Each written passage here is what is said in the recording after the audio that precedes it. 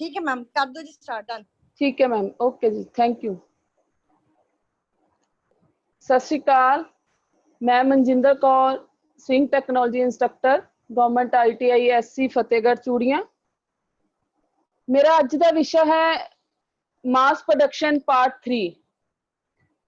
ते इस तो पहले अपने टॉपिक नू शुरू करन तो पहले मैं मेरे नाल जुड़े सारे इंस्ट्रक्टर साहबान ते समूह सिक्ख्यार्थी जेडे निमी ऑनलाइन पंजाबी चैनल ते अपनी ऑनलाइन जड़ी है स्टडी कर रहे हैं, उन्हां दा बहुत बहुत स्वागत है।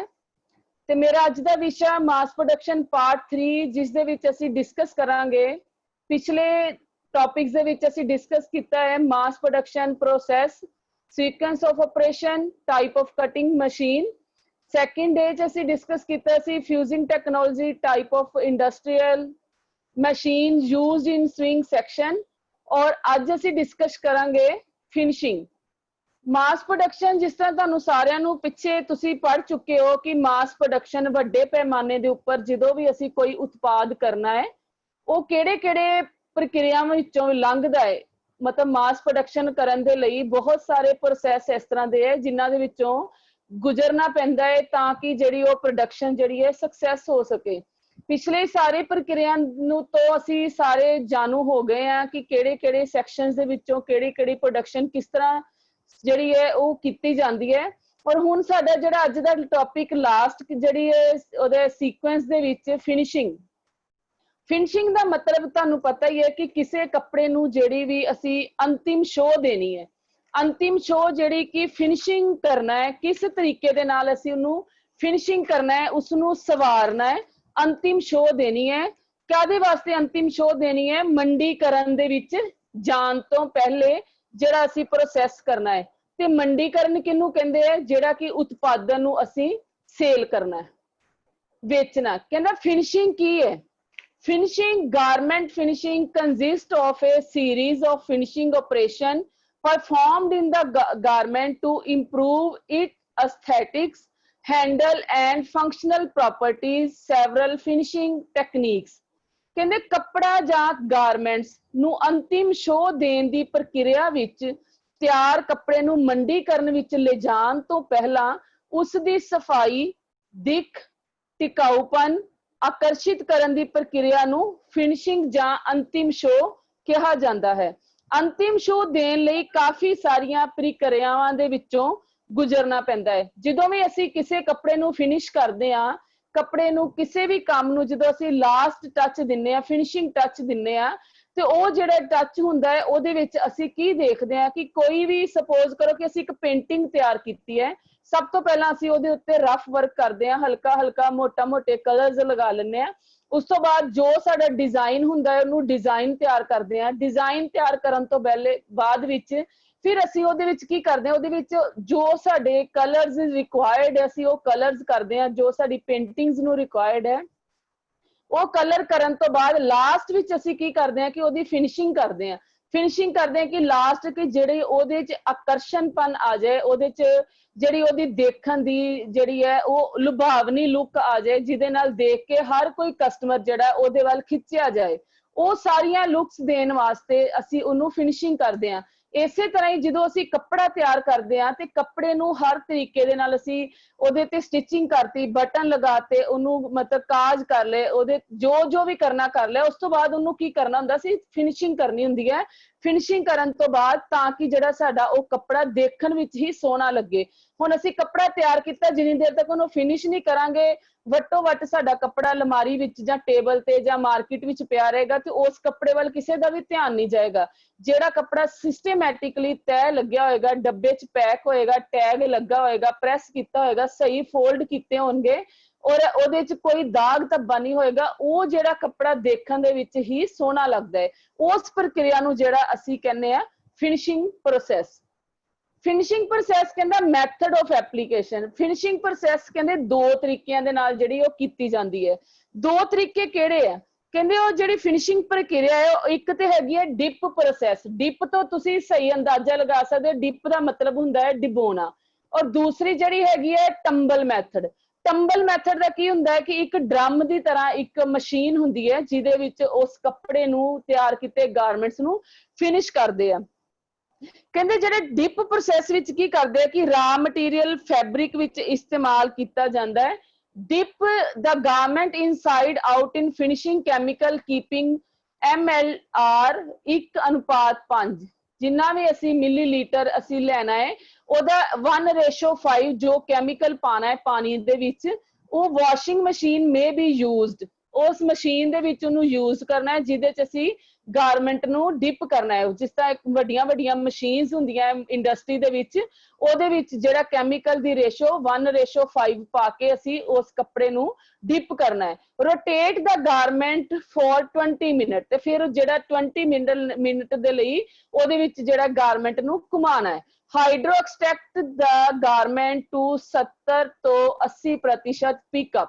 ਕਹਿੰਦੇ ਫਿਰ ਜਿਹੜਾ ਗਾਰਮੈਂਟ ਦੀ ਜਿਹੜੀ ਐਕਸਟ੍ਰੈਕਟ ਹੈ ਜਿਹੜਾ ਉਹਦਾ ਹਾਈਡਰੋ ਐਕਸਟ੍ਰੈਕਟ ਜਿਹੜਾ ਹੈ ਉਹਦੀ ਪਿਕਅਪ ਜਿਹੜੀ ਹੈ 70 ਤੋਂ 80% ਤੱਕ ਅਸੀਂ ਜਿਹੜੀ ਉਹ ਸੈੱਟ ਕਰ ਲੈਣੀ ਹੈ। Tumble dry at 70 degree centigrade to moisture content 10 to 12%। ਜਿਹੜਾ 70 ਡਿਗਰੀ ਤੱਕ ਜਿਹੜਾ ਉਹਦਾ ਜਿਹੜਾ ਮੋਇਸਚਰ ਆ ਉਹਨੂੰ ਅਸੀਂ ਮਸ਼ੀਨ ਦੇ ਵਿੱਚ ਹੀ ਜਿਹੜਾ ਹੈ ਉਹ ਸੁਕਾ ਲੈਂਦੇ ਆ। ਹੁਣ ਤੁਸੀਂ ਘਰ ਵੀ ਕੱਪੜੇ ਧੋਂਦੇ ਮਸ਼ੀਨ ਦੇ ਵਿੱਚ ਜਦੋਂ ਅਸੀਂ ਇਹਨੂੰ ਡਰਾਈ ਕਰਦੇ ਆ ਤੇ ਉਹਦੇ ਵਿੱਚ ਹਲਕੀ ਸਿਲਨ ਜਿਹੜੀ ਹੈ ਰਹਿ ਜਾਂਦੀ ਹੈ। ਉਸ ਤੋਂ ਬਾਅਦ ਸਾਨੂੰ ਉਸ ਨੂੰ ਧੁੱਪ ਦੇ ਵਿੱਚ ਥੋੜਾ ਜਿਹਾ ਸੁਕਾਉਣਾ ਪੈਂਦਾ ਹੈ। ਠੀਕ ਹੈ। Turn the garment right side out ਫਿਰ ਗਾਰਮੈਂਟ ਨੂੰ ਬਾਹਰ ਕੱਢੋ। Iron steam press the garment to set the crease at desired place ਫਿਰ ਉਸ ਨੂੰ ਪ੍ਰੈਸ ਕਰੋ ਸਟੀਮ ਆਇਰਨ ਦੇ ਨਾਲ ਉਹਨੂੰ ਪ੍ਰੈਸ ਕਰੋ ਉਹਦੀਆਂ ਕਰੀਜ਼ਿਸ ਜਿਹੜੀਆਂ ਉਹਨੂੰ ਬਿਠਾਓ ਜਿਹੜੇ ਵਾਟੇ ਆ ਉਹਨੂੰ ਨਿਕਾਲੋ। Cure at 150 to 160 degree centigrade. ਇਹ ਸਾਡਾ ਜਿਹੜਾ ਡਿਪ ਪ੍ਰੋਸੈਸ ਦਾ ਮੈਥਡ ਹੈ। ਸੈਕਿੰਡ ਸਾਡਾ ਜਿਹੜਾ ਮੈਥਡ ਹੈਗਾ ਹੈ ਉਹ ਹੈਗਾ ਹੈ ਸਾਡਾ ਟੰਬਲ ਮੈਥਡ। ਟੰਬਲ ਮੈਥਡ ਕਹਿੰਦਾ in this process the garment are placed inside out into a machine with sealed not perforated cylinder and application of recipe by either pumping or spraying। ਕਹਿੰਦੇ ਜਿਹੜੀ ਇਹ ਪ੍ਰਕਿਰਿਆ ਹੈ ਕੱਪੜੇ ਨੂੰ ਉਲਟਾ ਕਰਕੇ ਸੀਲਡ ਸਿਲੰਡਰ ਹੁੰਦਾ ਹੈ ਜਿਸ ਤਰ੍ਹਾਂ ਗੋਲ ਸਿਲੰਡਰ ਜਿਹਦੇ ਵਿੱਚ ਸਾਡੀ ਗੈਸ ਭਰੀ ਹੁੰਦੀ ਹੈ ਇਸ ਤਰ੍ਹਾਂ ਦਾ ਇੱਕ ਸਿਲੰਡਰ ਨੂਮਾ ਜਿਹੜੀ ਹੈ ਉਹ ਡਰਮ ਹੁੰਦਾ ਹੈ ਜਿਹਦੇ ਵਿੱਚ ਸਪਰੇਇੰਗ ਤੇ ਵਾਸ਼ਿੰਗ ਕੀਤੀ ਜਾਂਦੀ ਹੈ। ਉਹਦੇ ਵਿੱਚ ਕੱਪੜੇ ਦੀ ਸਪਰੇਇੰਗ ਕੀਤੀ ਜਾਂਦੀ ਹੈ ਤੇ ਜਾਂ ਉਸਦੀ ਧੁਆਈ ਕੀਤੀ ਜਾਂਦੀ ਹੈ। The drum is turned for 20 minutes. There should not be excessive dripping of chemical from the garment. If so, more tumbling time is allowed। ਕਹਿੰਦੇ ਜਿਹੜੇ ਟੰਬਲਿੰਗ ਦਾ ਹੈ ਜਿਸ ਤਰ੍ਹਾਂ ਡਿਪ ਪ੍ਰੋਸੈਸ ਵਿੱਚ 20 ਮਿੰਟ ਦਿੱਤੇ ਸੀ ਇਸੇ ਤਰ੍ਹਾਂ ਹੀ ਡਰਮ ਦੇ ਵਿੱਚ ਵੀ ਜਿਹੜਾ ਕੈਮੀਕਲ ਪਾ ਕੇ 20 ਮਿੰਟ ਦੇ ਲਈ ਜਿਹੜਾ ਹੈ ਕੱਪੜੇ ਨੂੰ ਜਿਹੜਾ ਰੱਖਿਆ ਜਾਂਦਾ ਹੈ। ਡਿਪ ਮੈਥਡ ਦੇ ਨਾਲ ਜਿਹੜਾ ਇਹ ਥੋੜਾ ਜਿਹਾ ਮਿਲਦਾ ਜੁਲਦਾ ਹੈ। ਫਿਰ ਕਹਿੰਦਾ this method is being used more and more due to the fact that there is no wastage of chemical। ਇਸ ਮੈਥਡ ਦੇ ਵਿੱਚ ਕਹਿੰਦਾ ਜਿਹੜੇ ਕੈਮੀਕਲ ਦੀ ਕੋਈ ਜਿਹੜੀ ਹੈ ਵੇਸਟੇਜ ਨਹੀਂ ਹੁੰਦੀ ਕਿਉਂਕਿ ਉਹ ਕੱਪੜੇ ਦੇ ਵਿੱਚ ਡਰਮ ਦੇ ਵਿੱਚ ਪਿਆ ਰਹਿੰਦਾ ਪਰਮਾਨੈਂਟ ਉਹਦੇ ਚੋਂ ਕੱਪੜੇ ਨੂੰ ਡਿਪ ਕਰੀਦਾ ਬਾਹਰ ਕੱਢ ਲਈਦਾ ਔਰ ਕੈਮੀਕਲ ਉਹਦੇ ਵਿੱਚ ਫਿਰ ਸਟੋਰ ਰਹਿੰਦਾ ਹੈ।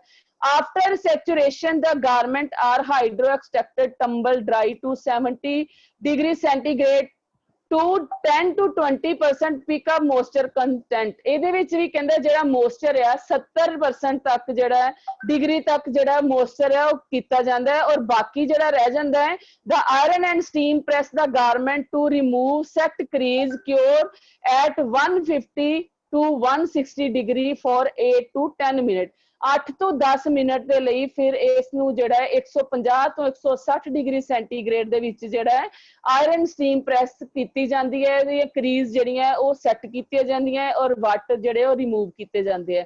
ਇਹ ਸਾਡਾ ਜਿਹੜਾ process C method of application dip process ਤੇ ਟੰਬਲ ਪ੍ਰੋਸੈਸ ਦਾ। ਇਸ ਤੋਂ ਬਾਅਦ ਅੱਗੇ ਆ ਜਾਂਦਾ ਸਾਡੇ ਕੋਲ ਗਾਰਮੈਂਟ ਫਿਨਿਸ਼ਿੰਗ। ਗਾਰਮੈਂਟ ਫਿਨਿਸ਼ਿੰਗ ਕਹਿੰਦੇ ਕੀ ਹੈ ਕੱਪੜੇ ਦੀ ਫਿਨਿਸ਼ਿੰਗ ਬਹੁਤ ਹੀ ਮਹੱਤਵਪੂਰਨ ਪ੍ਰਕਿਰਿਆ ਹੈ। ਇਹ ਕਿਰਿਆ ਬਾਇਰ ਦੀ ਤਸੱਲੀ ਇਸ ਉੱਪਰ ਨਿਰਭਰ ਕਰਦੀ ਹੈ। ਜਿਹੜੀ ਕੱਪੜੇ ਦੀ ਫਿਨਿਸ਼ਿੰਗ ਆ ਜਿਹੜਾ ਅਸੀਂ ਖਰੀਦਦਾਰ ਆ ਉਹਦੀ ਜਿਹੜੀ ਤਸੱਲੀ ਤਾਂ ਹੀ ਹੋਏਗੀ ਜੇ ਜੋ ਵੀ ਕੱਪੜਾ ਸਾਡਾ ਸਹੀ ਤਰੀਕੇ ਨਾਲ ਜਿਹੜਾ ਹੈ ਉਹ ਫਿਨਿਸ਼ ਹੋਇਆ ਹੋਏ।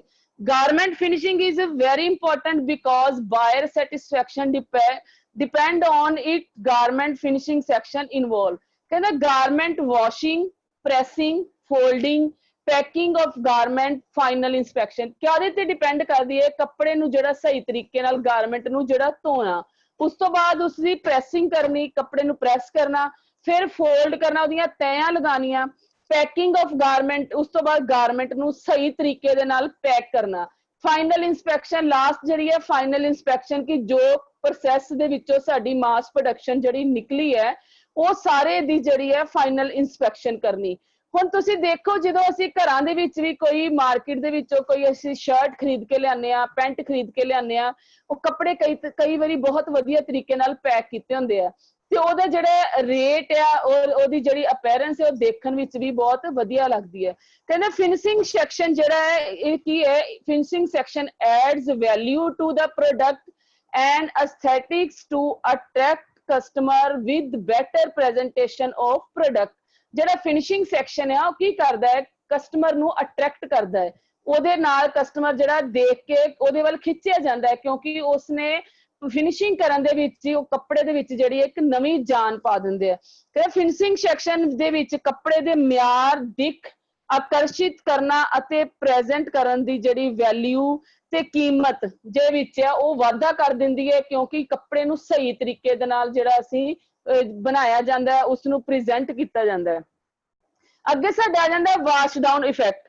ਫਿਨਿਸ਼ਿੰਗ ਦੇ ਵਿੱਚ ਇੱਕ ਸਾਡੇ ਆਂਦਾ ਹੈ ਵਾਸ਼ ਡਾਊਨ ਇਫੈਕਟ ਆਂਦਾ ਹੈ, ਕਿ ਕੱਪੜੇ ਨੂੰ ਜਿਹੜਾ ਵਾਸ਼ ਕਰਨ ਦੇ ਇਫੈਕਟਸ ਆ, ਧੋਣ ਦੇ ਇਫੈਕਟਸ ਆ, ਕੁਝ ਅਸੀਂ ਇਸ ਤਰ੍ਹਾਂ ਵੀ ਜਿਹੜੇ ਇਫੈਕਟਸ ਦਿਖਾਉਂਦੇ ਆ ਕਿ ਜਿਹਦੇ ਨਾਲ ਕੱਪੜੇ ਦੇ ਵਿੱਚ ਇੱਕ ਨਵੀਂ ਦਿੱਖ ਆ ਜਾਂਦੀ ਹੈ।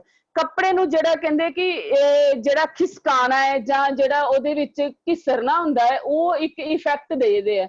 ਜਿਸ ਤਰ੍ਹਾਂ ਤੁਸੀਂ ਦੇਖਦੇ ਹੋ ਕਿ ਅੱਜ ਕੱਲ ਜਿਹੜੀਆਂ ਜੀਨਸ ਅਸੀਂ ਖਰੀਦਦੇ ਆ, ਉਹਨਾਂ ਦੇ ਵਿੱਚੋਂ ਜੀਨ ਦੇ ਵਿੱਚੋਂ ਕੁਛ ਨਾ ਕੁਛ ਜਿਹੜੇ ਥ੍ਰੈਡ ਹੈ ਉਹਨਾਂ ਨੂੰ ਘਿਸਾ ਕੇ ਉਹਦੇ ਤੋਂ ਉੱਪਰੋਂ ਰੱਬ ਕੀਤੇ ਹੁੰਦੇ ਆ, ਉਹ ਮਤਲਬ ਇੱਕ ਧਾਗੇ ਰੱਬ ਕੀਤੇ ਹੁੰਦੇ ਆ ਜਿਹਦੀ ਜਾਲੀ ਟਾਈਪ ਬਣਿਆ ਹੁੰਦਾ ਹੈ, ਜਾਂ ਕਟਿੰਗ ਹੋਈ ਹੁੰਦੀ ਕੱਪੜੇ ਦੀ, ਜਿਸ ਤਰ੍ਹਾਂ ਅੱਜ ਕੱਲ ਕੱਟੇ ਹੋਏ ਕੱਪੜੇ ਜਿਹੜੇ ਬੱਚੇ ਬਹੁਤ ਪਸੰਦ ਕਰਦੇ ਆ, ਉਹਨਾਂ ਦੇ ਉੱਪਰ ਨੀਚੇ ਅਲੱਗ ਤੋਂ ਨੀਚੇ ਦੂਸਰੇ ਕਲਰ ਦਾ ਕੱਪੜਾ ਲਗਾਇਆ ਜਾਂਦਾ ਹੈ, ਜਾਂ ਫਿਰ ਸਟੋਨ ਵਾਸ਼ ਕੀਤੀ ਜਾਂਦੀ ਹੈ ਜਿਹਦੇ ਤੇ ਕਾਲਰ, ਕਫ, ਪੈਂਟਾਂ ਦੀਆਂ ਜਿਹੜੀਆਂ ਥਾਈਜ਼ ਹੈ ਜਾਂ ਬਾਟਮ ਹੈ ਉਹਨਾਂ ਨੂੰ ਡਿਫਰੈਂਟ ਕਲਰ ਦੇ ਜਿਹੜੇ ਸ਼ੇਡ ਜਿਹੜੇ ਆ ਉਹ ਦਿੱਤੇ ਜਾਂਦੇ ਆ। ਕਿ ਵਾਸ਼ ਡਾਊਨ ਇੱਕ ਨਵੀਨਤਮ ਪ੍ਰਕਿਰਿਆ ਹੈ ਜੋ ਕਿ ਫੈਸ਼ਨ ਟੈਕਨੋਲੋਜੀ ਦੇ ਵਿੱਚ ਆਈ ਹੈ। ਇੱਕ ਨਵੀਂ ਕਿਰਿਆ ਹੈ ਜਿਹਦੇ ਨਾਲ ਫੈਸ਼ਨ ਜਿਹੜਾ ਉਹਦੀ ਡਿਵੈਲਪਮੈਂਟ ਹੋਈ ਹੈ। It can be achieved ਬਾय variety of garment processing techniques which are mainly dependent on physical and on chemical aberrations of the surface dye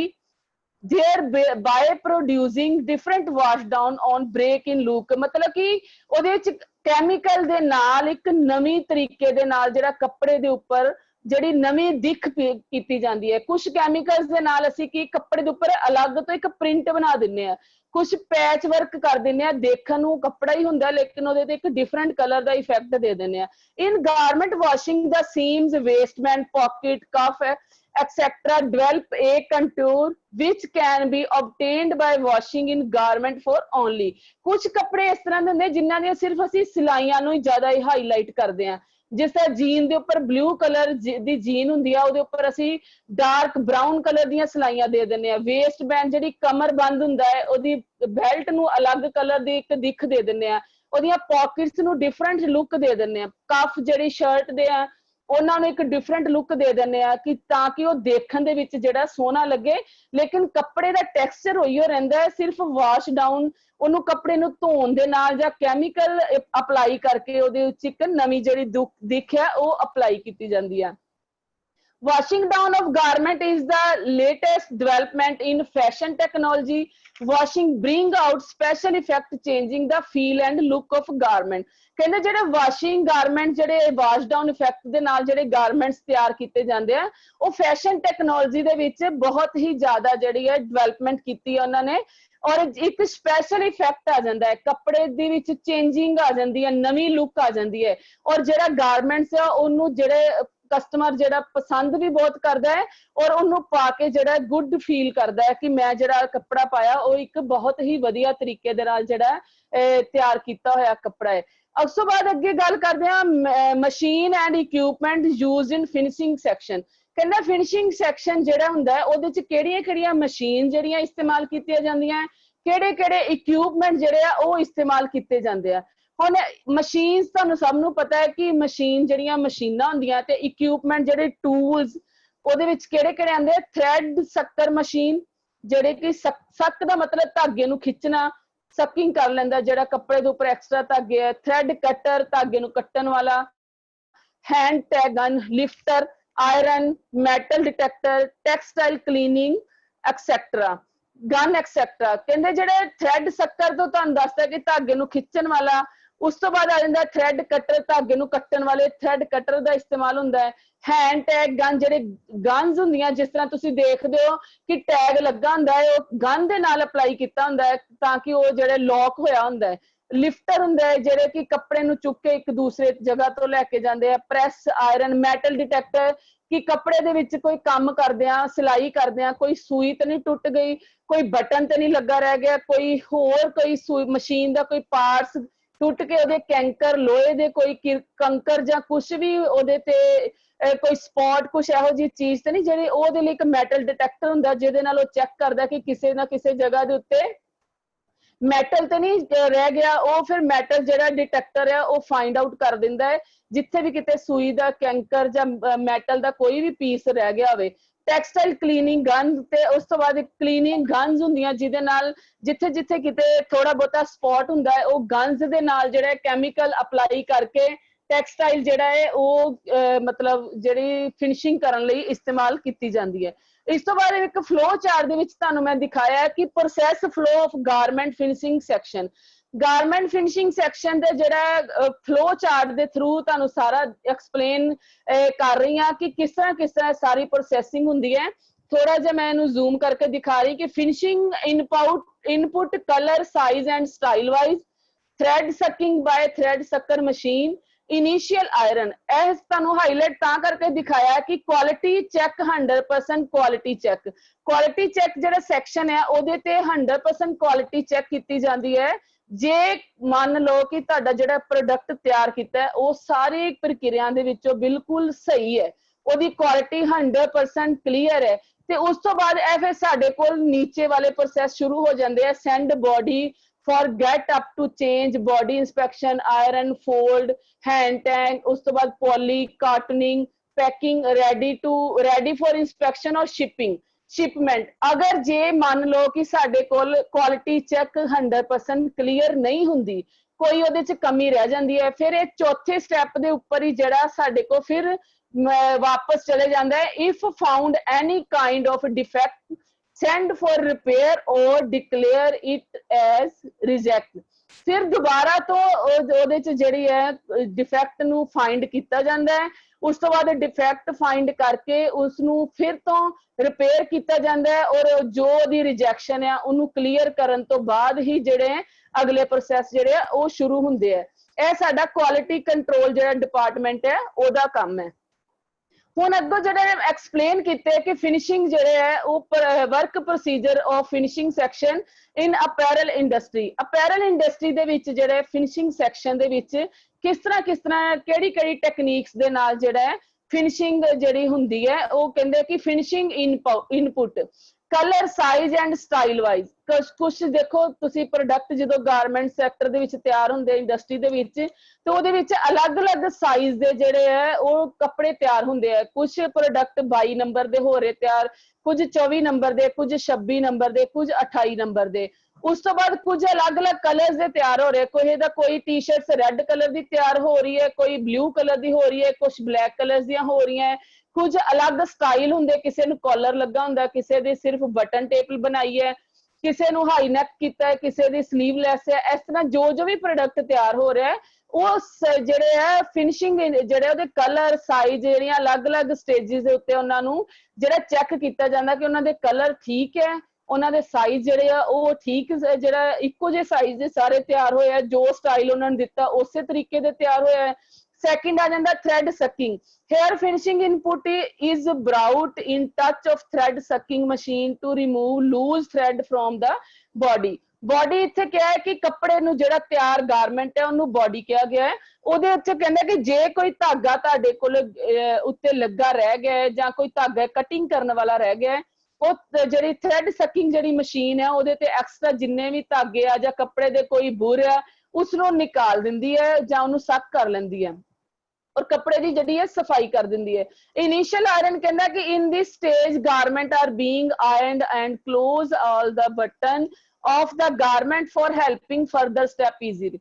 कहंदे कि फाइनल जिहड़ी प्रैसिंग या आयरनिंग करन तो पहला जिहड़ी नाल नाल जिहड़ी इनिशियल आयरन हुंदी है भी जिथे जिथे किते सानू लोड़ है वो जिहड़ी प्रैस करन दी लोड़ पैंदी है सानू वो भी जिहड़ी है विच विच प्रैस करना पैंदा है। ये भी एक जिहड़ा है वो साडा फिनिशिंग दा एक स्टेप है। क्वालिटी चेक फिर कहंदा here body is inspected by quality inspection to check if there any swing washing or any other fault exist in the garment. If found, the garment are sent to the repair section or defective garment are declared as reject. Here 100% quality check is done.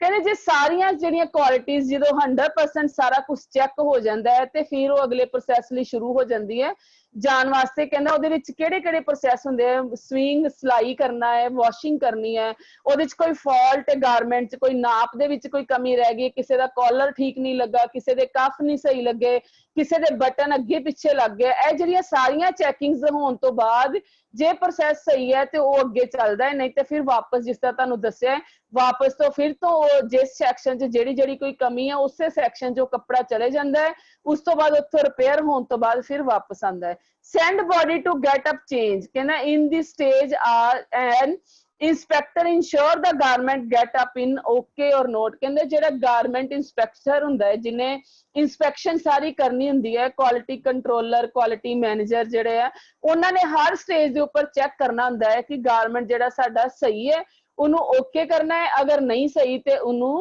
not okay ਕਰਕੇ ਉਹਨੂੰ ਫਿਰ ਤੋਂ ਸਹੀ ਕਰਨ ਲਈ ਕਹਿਣਾ ਹੈ। body inspection कहना an inspection randomly inspection some number of garment to ensure measure it is correct or not quality checking has been done properly or not initial ironing as per requirement or not ਕਹਿੰਦੇ ਜਦੋਂ body inspection ਹੁੰਦੀ ਹੈ garment ਦੀ inspection ਹੁੰਦੀ ਹੈ ਤੇ ਉਹ randomly ਵੀ ਕਰਦੇ ਆ ਜਿਸ ਤਰ੍ਹਾਂ ਕਿ ਕੋਈ ਜ਼ਰੂਰੀ ਨਹੀਂ ਕਿ ਲਗਾਤਾਰ ਜਿੰਨੇ ਕੱਪੜੇ ਬਣੇ ਆ ਉਹਨਾਂ ਸਾਰਿਆਂ ਨੂੰ ਚੈੱਕ ਕਰਨਾ ਹੁੰਦਾ ਹੈ ਰੈਂਡਮਲੀ ਇਸ ਤਰ੍ਹਾਂ ਕਿ ਪੀਸ ਨੰਬਰ 10 ਨੂੰ ਲੈ ਲਿਆ ਉਸ ਤੋਂ ਬਾਅਦ ਪੀਸ ਨੰਬਰ 50 ਲੈ ਲਿਆ ਵਿੱਚੋਂ ਫਿਰ 99 ਨੰਬਰ ਲੈ ਲਿਆ ਉਸ ਤੋਂ ਬਾਅਦ 100 ਨੰਬਰ ਲੈ ਲਿਆ ਕੁਝ 250 ਨੰਬਰ ਲੈ ਲਿਆ ਇਸ ਤਰ੍ਹਾਂ ਕਰਦੇ ਕਰਦੇ ਜਿੰਨੀ ਸਾਡੀ ਟੋਟਲ ਪ੍ਰੋਡਕਸ਼ਨ ਆ ਉਹਦੇ ਵਿੱਚੋਂ ਰੈਂਡਮਲੀ ਕੁਝ 15 20 50 ਪੀਸ ਕੱਢ ਲਏ ਜਾਂਦੇ ਆ ਔਰ ਉਹਨਾਂ ਦੀ ਜਿਹੜੀ ਚੈਕਿੰਗ ਕੀਤੀ ਜਾਂਦੀ ਹੈ ਕਿ ਜੇ ਉਹਨਾਂ ਸਾਰਿਆਂ ਦੀ ਜਿਹੜੀ ਮੈਜ਼ਰਮੈਂਟ ਸੇਮ ਹੈ ਕਲਰ ਸੇਮ ਹੈ ਡਿਜ਼ਾਈਨ ਸੇਮ ਹੈ ਸਟਾਈਲ ਸੇਮ ਹੈ ਤੇ ਇਟ ਮੀਨਸ ਕਿ ਸਾਰੀ ਪ੍ਰੋਡਕਸ਼ਨ ਸਾਡੀ ਜਿਹੜੀ ਹੈ ਉਹ ਓਕੇ ਹੈ। ਜੇ ਰੈਂਡਮਲੀ ਇਨਸਪੈਕਸ਼ਨ ਦੇ ਵਿੱਚ ਕੁਝ ਕਮੀਆਂ ਆਉਂਦੀਆਂ ਕਿ ਹਰ ਇੱਕ ਦੇ ਸਾਈਜ਼ ਦੇ ਵਿੱਚ ਕੁਝ ਨਾ ਕੁਝ ਫਰਕ ਆ ਰਿਹਾ ਹੈ ਇਹਦਾ ਮਤਲਬ ਕਿ ਸਾਡੀ ਪ੍ਰੋਡਕਸ਼ਨ ਦੇ ਵਿੱਚ ਕੋਈ ਫਾਲਟ ਹੈ ਉਸ ਨੂੰ ਫਿਰ ਦੁਬਾਰਾ ਤੋਂ ਜਿਹੜਾ ਠੀਕ ਕੀਤਾ ਜਾਂਦਾ ਹੈ। ਇਸ ਤੋਂ ਬਾਅਦ ਆ ਜਾਂਦਾ ਹੈ ਸਾਡਾ ਆਇਰਨ ਕਹਿੰਦਾ iron here garment are ironed properly for folding as per buyer requirement ਕਹਿੰਦਾ ਜਦੋਂ ਗਾਰਮੈਂਟ ਪ੍ਰੈਸ ਕਰਨ ਤੋਂ ਬਾਅਦ ਉਹਨੂੰ ਜਿਹੜੀ ਫੋਲਡਿੰਗ ਕਰਨੀ ਹੁੰਦੀ ਹੈ ਉਹ ਵੀ ਜੋ ਬਾਇਰ ਨੇ ਜਿਸ ਤਰ੍ਹਾਂ ਰਿਕੁਆਇਰ ਕੀਤੀ ਹੁੰਦੀ ਹੈ ਜਿਸ ਤਰੀਕੇ ਦੀ ਉਹਨੂੰ ਫੋਲਡਿੰਗ ਚਾਹੀਦੀ ਹੈ ਉਸੇ ਤਰੀਕੇ ਦੇ ਨਾਲ ਉਸ ਨੂੰ ਜਿਹੜਾ ਹੈ ਉਹ ਫੋਲਡ ਕੀਤਾ ਜਾਂਦਾ ਹੈ। ਹੁਣ ਕੁਝ ਫੋਲਡ ਦੇਖੋ ਤੁਸੀਂ ਕਿ ਪੂਰੀ 4 ਤਿਆਂ ਲਗਾ ਕੇ ਸ਼ਰਟ ਨੂੰ ਫੋਲਡ ਕੀਤਾ ਜਾਂਦਾ ਹੈ ਕੁਝ ਦੀ ਸਿਰਫ ਬਾਹਾਂ ਨੂੰ ਸਾਈਡ ਤੋਂ ਫੋਲਡ ਕੀਤਾ ਜਾਂਦਾ ਹੈ ਔਰ ਡਬਲ ਫੋਲਡ ਕੀਤਾ ਜਾਂਦਾ ਹੈ। ਇਸ ਤਰ੍ਹਾਂ ਜੋ ਰਿਕੁਆਇਰਡ ਹੁੰਦੀਆਂ ਫੋਲਡਿੰਗ ਕਰਨ ਦੀਆਂ ਉਸ ਤਰੀਕੇ ਦੇ ਨਾਲ ਹੀ ਕੱਪੜੇ ਨੂੰ ਪ੍ਰੈਸ ਕਰਕੇ ਜਿਹੜਾ ਫੋਲਡ ਕੀਤਾ ਜਾਂਦਾ ਹੈ। ਇਸ ਤੋਂ ਬਾਅਦ ਆ ਜਾਂਦਾ ਹੈ ਫੋਲਡਿੰਗ ਕਹਿੰਦਾ after the ironing of the garment are being folded in the way buyer direction ਕਹਿੰਦਾ ਕਿ ਜਿਸ ਡਾਇਰੈਕਸ਼ਨ ਦੇ ਵਿੱਚ ਗਾਰਮੈਂਟ ਨੂੰ ਫੋਲਡ ਕਰਨ ਲਈ ਕਿਹਾ ਜਾਂਦਾ ਹੈ ਆਫਟਰ ਆਇਰਨਿੰਗ ਕੱਪੜੇ ਨੂੰ ਪ੍ਰੈਸ ਕਰਨ ਤੋਂ ਬਾਅਦ ਜਿਹੜਾ ਹੈ ਉਸ ਨੂੰ ਤੈਆਂ ਲਗਾਈਆਂ ਜਾਂਦੀਆਂ ਫੋਲਡ ਕੀਤਾ ਜਾਂਦਾ ਹੈ। ਅਸੈਸਰੀ ਅਟੈਚਮੈਂਟ ਫਿਰ ਉਸ ਤੋਂ ਬਾਅਦ ਵਾਰੀ ਆ ਜਾਂਦੀ ਹੈ ਅਸੈਸਰੀ ਅਟੈਚਮੈਂਟ ਦੀ। ਅਸੈਸਰੀ ਅਟੈਚਮੈਂਟ ਅਸੈਸਰੀ ਕੀ ਹੈ ਕੁਝ ਅਸੈਸਰੀਜ਼ ਹੁੰਦੀਆਂ ਸਾਡੀਆਂ ਜਿਹਦੇ ਨਾਲ ਗਾਰਮੈਂਟ ਨੂੰ ਜਿਹੜਾ ਵਧੀਆ ਤਰੀਕੇ ਦੇ ਨਾਲ ਉਸ ਨੂੰ ਡੈਕੋਰੇਟ ਕੀਤਾ ਜਾਂਦਾ ਹੈ ਕੁਝ ਅਸੈਸਰੀ ਹੁੰਦੀਆਂ ਜਿਹਦੇ ਨਾਲ ਉਹਨਾਂ ਨੂੰ ਜਿਹਦਾ ਆਇਡੈਂਟੀਫਾਈ ਕੀਤਾ ਜਾਂਦਾ ਹੈ ਕਿ ਇਹ ਸਾਡੇ ਇਹਦੇ ਵਿੱਚ ਹੇਅਰ ਅਸੈਸਰੀ ਕਹਿੰਦਾ ਹੈਂਡ ਟੈਗ ਲੱਗਾ ਹੋਣਾ ਚਾਹੀਦਾ ਸਿਕਿਉਰਿਟੀ ਟੈਗ ਲੱਗਾ ਹੋਣਾ ਚਾਹੀਦਾ ਕਾਲਰ ਸਟੈਂਡ ਤੁਸੀਂ ਦੇਖਦੇ ਹੋ ਰੈਡੀਮੇਡ ਸ਼ਰਟ ਦੇ ਵਿੱਚ ਇੱਕ ਗੱਤੇ ਦੀ ਕਾਲਰ ਸਟੈਂਡ ਬਣਿਆ ਹੁੰਦਾ ਬੈਨ ਦੀ ਤਰ੍ਹਾਂ ਗੱਤੇ ਦੀ ਕਟਿੰਗ ਲੱਗੀ ਹੁੰਦੀ ਹੈ फिर एक प्लास्टिक की कटिंग लगी हुंदी है, कॉलर स्टैंड जिहदे नाल कॉलर खड़ा रहिंदा है, एक गले दे उपर बटरफ्लाई तरह एक तितली जी बनी हुंदी है, वो लगी हुंदी है जिहदे नाल इत्थे कॉलर दी शेप ठीक हुंदी है। पिन अप लगा के उसनू अटैच किया हुंदा है। ये सारियां जिहड़ियां लिफाफे च पाया जांदा है, ये सारियां जिहड़ियां असैसरियां जिहड़ियां वो अटैच जिहड़ियां होणियां चाहीदियां, कहंदे ये देखिया जांदा है। उस तो बाद आ जांदा है पॉली। पॉली कहंदा in this stage garment are being poly to protect the garment from dust as well as to ensure the garment by safe in the cartoon। कहंदा कि फिर गारमेंट ਨੂੰ ਸਹੀ ਤਰੀਕੇ ਦੇ ਨਾਲ ਇੱਕ ਲਿਫਾਫੇ ਵਿੱਚ ਪੋਲੀ ਪੈਕ ਕਰਨਾ, ਕਿ ਉਹ ਕਾਦੇ ਵਾਸਤੇ ਕਰਨਾ ਕਿ ਕੱਪੜੇ ਦੀ ਪ੍ਰੋਟੈਕਸ਼ਨ ਵਾਸਤੇ, ਕਿ ਡਸਟ ਤੋਂ ਉਸ ਨੂੰ ਬਚਾਣਾ, ਕਿ ਜਿਹੜਾ ਕੱਪੜਾ ਜਦੋਂ ਪੈਕਿੰਗ ਕਰਨੀ ਹੈ ਗੱਤੇ ਦੇ ਡੱਬੇ ਦੇ ਵਿੱਚ ਰੱਖਣਾ ਹੈ ਤੇ ਉਹ ਖਰਾਬ ਨਾ ਹੋਣ, ਜਾਂ ਬਾਰਿਸ਼ ਦੇ ਨਾਲ ਕੱਪੜੇ ਖਰਾਬ ਨਾ ਹੋਣ, ਉਸ ਨੂੰ ਇੱਕ ਵਧੀਆ ਤਰੀਕੇ ਦੇ ਨਾਲ ਲਿਫਾਫੇ ਦੇ ਵਿੱਚ ਜਿਹੜਾ ਉਹ ਪੈਕ ਕਰਨਾ। ਫਿਰ ਕਾਰਟਨਿੰਗ ਦੇ ਵਿੱਚ ਆ ਜਾਂਦਾ, ਕਹਿੰਦਾ according to the packing list after being poly the garment are being cartooned for shipment। ਜਿਹੜੇ ਗੱਤੇ ਦੇ ਵੱਡੇ ਵੱਡੇ ਡੱਬੇ ਹੁੰਦੇ ਉਹਨਾਂ ਦੇ ਵਿੱਚ ਜਦੋਂ ਪੈਕਿੰਗ ਲਿਸਟ ਦੇ ਅਕੋਰਡਿੰਗ ਕਿਹੜੇ ਲਿਸਟ ਦੇ ਅਕੋਰਡਿੰਗ ਕਿਹੜੀ ਕੰਪਨੀ ਨੂੰ ਕਿਹੜੀ ਸ਼ਾਪ ਨੂੰ ਕਿੰਨਾ ਮਾਲ ਚਾਹੀਦਾ ਹੈ, ਉਹਦੇ ਅਕੋਰਡਿੰਗ ਜਦੋਂ ਗੱਤੇ ਵਾਲੇ ਡੱਬਿਆਂ ਦੇ ਵਿੱਚ ਜਦੋਂ ਪੈਕਿੰਗ ਕੀਤੀ ਜਾਂਦੀ ਹੈ ਤੇ ਫਿਰ ਉਸ ਤੋਂ ਬਾਅਦ ਹੀ ਜਿਹੜੀ ਉਹ ਸ਼ਿਪਮੈਂਟ ਵਾਸਤੇ ਰੈਡੀ ਹੋ ਜਾਂਦਾ ਹੈ। ਸ਼ਿਪਮੈਂਟ ਦਾ ਮਤਲਬ ਕਿ ਕਿਸ ਤਰ੍ਹਾਂ ਉਹ ਡੋਰ ਟੂ ਡੋਰ ਜਾਂ ਜਿੱਥੋਂ ਵੀ ਆਰਡਰ ਆਏ ਆ ਉੱਥੇ ਕਿਸ ਤਰ੍ਹਾਂ ਪਹੁੰਚਾਣਾ ਹੈ, ਉਹਦੇ ਵਾਸਤੇ ਸਾਰਾ ਕੁਝ ਰੈਡੀ ਹੋ ਜਾਂਦਾ ਹੈ। ਉਸ ਤੋਂ ਬਾਅਦ ਲਾਸਟ ਵਿੱਚ ਆ ਜਾਂਦੀ ਸਾਡੀ ਫਾਈਨਲ ਇਨਸਪੈਕਸ਼ਨ। ਫਾਈਨਲ ਇਨਸਪੈਕਸ਼ਨ ਵਿੱਚ ਕਹਿੰਦਾ in this stage buyer representing inspected the garment based on AQL label to ensure the garment are as per spec sheet or not। ਕਹਿੰਦਾ ਕਿ ਜਿਹੜਾ AQL ਦੇ ਅਕੋਰਡਿੰਗ ਜਿਹੜਾ ਹੈ ਉਹ ਲੇਬਲ ਜਿਹੜਾ ਚੈੱਕ ਕਰਦਾ ਹੈ ਇੰਸਪੈਕਟਰ ਜਿਹੜਾ ਹੈ ਲਾਸਟ ਇਨਸਪੈਕਸ਼ਨ ਦੇ ਵਿੱਚ ਕਿ ਜੋ ਕੁਝ ਹੈ ਉਹ ਸਾਰਾ ਕੁਝ ਸਹੀ ਹੈ। ਉਸ ਤੋਂ ਬਾਅਦ ਸ਼ਿਪਮੈਂਟ ਆ ਜਾਂਦੀ, garment inspection is pass the garment are ready for shipment. ਜਦੋਂ ਇਨਸਪੈਕਸ਼ਨ ਲਾਸਟ ਵਿੱਚ ਗਾਰਮੈਂਟ ਦੀ ਜਿਹੜੀ ਪਾਸ ਹੋ ਜਾਂਦੀ ਹੈ, ਸਾਰੇ ਸਟੈਪ ਵੇਖ ਲੈਂਦੇ ਕਿ ਸਾਰਾ ਕੁਝ ਓਕੇ ਹੈ, ਉਸ ਤੋਂ ਬਾਅਦ ਹੀ ਸ਼ਿਪਮੈਂਟ ਵਾਸਤੇ ਜਿਹੜਾ ਹੈ ਪ੍ਰੋਡਕਟ ਸਾਡਾ ਰੈਡੀ ਹੁੰਦਾ ਹੈ। ਹੁਣ ਦੇਖਦੇ ਹਾਂ ਅਸੀਂ ਪ੍ਰੈਸਿੰਗ ਕਿਸ ਤਰ੍ਹਾਂ ਹੁੰਦੀ ਹੈ।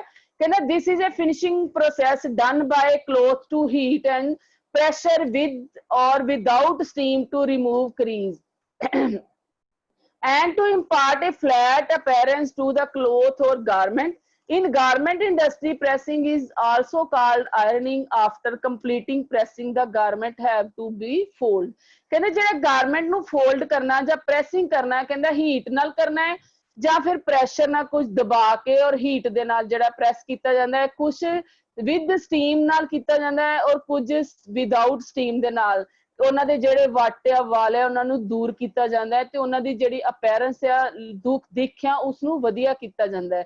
ਇਹਦੇ ਵਾਸਤੇ ਕਹਿੰਦੇ ਕਿ ਕੰਪਲੀਟਿੰਗ ਜਿਹੜਾ ਪ੍ਰੈਸਿੰਗ ਤੋਂ ਬਾਅਦ ਫਿਰ ਕੱਪੜੇ ਨੂੰ ਜਿਹੜਾ ਹੈ ਫੋਲਡ ਕੀਤਾ ਜਾਂਦਾ ਹੈ। ਤੇ ਫੋਲਡ ਕਰਨ ਦੇ ਵਿੱਚ ਵੀ ਕਹਿੰਦੇ ਕਿ ਕਿਹੜੇ ਪ੍ਰੋਸੈਸ ਆਉਂਦੇ, ਕਹਿੰਦਾ after completing pressing the garment are folded with a predetermine area. Predetermine area ਇੱਕ ਸਪੈਸ਼ਲ ਏਰੀਆਜ਼ ਬਣੇ ਹੁੰਦੇ ਆ ਜਿੱਥੇ ਜਿਹੜੇ ਗਾਰਮੈਂਟਸ ਨੂੰ ਫੋਲਡ ਕੀਤਾ ਜਾਂਦਾ। ਪ੍ਰੈਸ ਕਰਨ ਤੋਂ ਬਾਅਦ ਸਿੱਧੇ ਕੱਪੜੇ ਉਸ ਸੈਕਸ਼ਨ ਦੇ ਵਿੱਚ ਚਲੇ ਜਾਂਦੇ ਆ, ਉੱਥੇ ਫਿਰ ਕੱਪੜੇ ਦੀ ਫੋਲਡਿੰਗ ਹੁੰਦੀ ਹੈ ਜੋ ਵੀ ਕਿਸੇ ਦੇ ਬਾਇਰ ਦੀ ਰਿਕੁਆਇਰਮੈਂਟ ਹੁੰਦੀ ਕਿ ਉਸਨੂੰ ਕਿਸ ਤਰੀਕੇ ਨਾਲ ਫੋਲਡ ਕਰਨਾ ਹੈ। Garment are folded according to the buyer instruction and requirement in a standard area। जो उसने स्टैंडर्ड एरिया ਦੇ ਅਕੋਰਡਿੰਗ ਜੋ ਉਸਨੇ ਰਿਕੁਆਇਰਮੈਂਟ ਕੀਤੀ ਹੁੰਦੀ ਬਾਇਰ ਨੇ ਕਿ ਮੈਨੂੰ ਕਿਸ ਤਰ੍ਹਾਂ ਦੇ ਫੋਲਡਿੰਗ ਚਾਹੀਦੀ ਹੈ, ਉਹਦੇ ਅਕੋਰਡਿੰਗ ਹੀ ਜਿਹੜੇ ਫੋਲਡਿੰਗ ਕੀਤੀ ਜਾਂਦੀ ਹੈ। ਅੱਗੋਂ ਫੋਲਡਿੰਗ ਕਲਾਸੀਫਿਕੇਸ਼ਨ ਕਿਹੜੀਆਂ ਹੈ, ਕਹਿੰਦਾ it depend on the fabric type ਹੈ। ਕਹਿੰਦੇ ਕਿ ਫੈਬਰਿਕ ਦੀ ਟਾਈਪ ਤੇ ਡਿਪੈਂਡ ਕਰਦਾ ਹੈ ਕਿ ਕਿਸ ਟਾਈਪ ਦਾ ਜਿਹੜਾ ਕੱਪੜਾ ਹੈ। ਹੁਣ ਕਹਿੰਦਾ ਫੋਲਡਿੰਗ ਕਿੰਨੇ ਤਰ੍ਹਾਂ ਦੀ ਹੈ, ਕਹਿੰਦੇ ਇੱਕ ਸਟੈਂਡ ਅਪ ਫੋਲਡਿੰਗ ਹੈ, ਇੱਕ ਹੈਗੀ semi stand up. Stand up ਦੇ ਵਿੱਚ ਕੀ ਹੈ ਕਿ collar is folded at situated at 90 degree angle। ਜਿਹੜਾ ਕਾਲਰ ਹੈ ਇਹਦੇ ਚ 90 ਡਿਗਰੀ ਐਂਗਲ ਦੇ ਵਿੱਚ ਜਿਹੜਾ ਉਹ ਹੁੰਦਾ ਹੈ। ਤੇ ਸਟੈਂਡ ਅਪ ਫੋਲਡ ਵੀ ਦੇਖੋ ਤੁਸੀਂ ਪਿਕਚਰ ਦੇ ਵਿੱਚ 1 2 3 ਜਿਹੜੀਆਂ ਫਿਗਰਸ ਬਣੀਆਂ ਹੈ ਸਾਰੀਆਂ ਫੋਲਡਿੰਗ ਦੇ ਜਿਹੜੇ ਪ੍ਰੋਸੈਸ ਦੱਸੇ ਹੈ। ਤੇ ਸੈਮੀ ਜਿਹੜਾ ਸਟੈਂਡ ਅਪ ਜਿਹੜਾ ਕਹਿੰਦੇ ਉਹਦੇ ਚ ਕੀ ਹੁੰਦਾ ਹੈ ਕਿ collar is folded with body and situated at 45 degree angle ਤੇ। ਜਿਹੜੇ ਉਹਦੇ ਤੇ ਜਿਹੜੀ ਕਾਲਰ ਆ ਉਹ 45 ਡਿਗਰੀ ਐਂਗਲ ਤੇ ਜਿਹੜਾ ਉਹ ਫੋਲਡ ਕੀਤਾ ਹੁੰਦੀ ਹੈ ਔਰ ਜਿਹੜਾ ਸਟੈਂਡ ਅਪ ਦੇ ਵਿੱਚ ਜਿਹੜਾ ਉਹ 90 ਡਿਗਰੀ ਐਂਗਲ ਤੇ ਫੋਲਡ ਅਪ ਕੀਤਾ ਹੁੰਦਾ ਹੈ। ਹੁਣ ਇਹ ਸਾਰੀਆਂ ਫਿਗਰਸ ਦੇ ਵਿੱਚ ਤੁਸੀਂ ਦੇਖ ਰਹੇ ਹੋ ਕਿ ਕਿਸ ਟਾਈਪ ਦੇ ਨਾਲ ਜਿਹੜਾ ਕੱਪੜੇ ਨੂੰ ਫੋਲਡ ਕੀਤਾ ਜਾਂਦਾ ਹੈ। ਫੋਲਡ ਕਰਨ ਤੋਂ ਬਾਅਦ ਫਿਰ ਆ ਜਾਂਦਾ ਹੈ ਫਲੈਟ ਪੈਕ। कुछ कहते कि जेडे collar is separated as a whole on the body of shirt, कुछ कहते कि कॉलर नूं सैपरेट ही किया जाता है कि पूरी बॉडी दे नालों अलग तो पैक किया जाता है। हैंगर पैक, कुछ जेडे कपड़े देखो हैंगर दे विच पैक करके ही कार्टून दे विच रखे जाते हैं। ये सारियां क्यों होंदियां? क्योंकि जो साडे गारमेंट जेडे साडे बायर है उन्हां दी रिक्वायरमेंट हुंदी है, जिस तरीके दे नाल उन्हां नूं पैकिंग चाहिदी है, फोल्डिंग चाहिदी है, गारमेंट सैक्टर दे विच इंडस्ट्री दे विच उसे तरीके दे नाल ही जिहड़ी है पैकिंग और फोल्डिंग की जाती है। At the end of the folding garment are placed into a polythene pack. कहना उस तो बाद ही जेडे कपड़े नूं पॉलीथीन पैक दे विच जेड़ा है वो कीता जांदा है फोल्ड करन तो बाद ही, और किस तरीके दी पैकिंग चाहिदी है उहदे अकॉर्डिंग ही। उस तो बाद पैकिंग फिर कहंदे किस तरह की जाती है? पैकिंग कहंदे after folding garment are packing the size of polythene packet is permanent. हुण तुसीं देख रहे हो पॉकेट बैग जेडे बने कार्टून्स बने गत्ते दे, उन्हां दे विच पॉलीथीन दे लिफाफियां दे विच जेडे गारमेंट्स है तैयां लगा के फोल्ड करके पैक कीते होए वधिया तरीके नाल। अगे आंदा specially is it is needed to ensure the placement of a sticker in proper place. फिर जेडे कहंदे कि जिथे जरूरत है जरूरत के अनुसार सही जगह के उपर जेडे स्टिकर किए जाते हैं। यह नहीं कि जिस तरह तुसीं देखदे हो स्टिकर कुछ कॉलर ते किए जाते हैं, कुछ जिहड़ी शर्ट की साइड की सिलाई हुंदी उहदे नाल अटैच किया जाता है। यह नहीं कि जिथे दिल किया उत्थे ही तुसीं स्टिकर लगा दो। इस जिहड़ी सही पैकिंग दे विच सारा कुछ देखना पैंदा है। उस तो बाद सानू की देखना पैंदा कि बार कोड कित्थे लगाना है।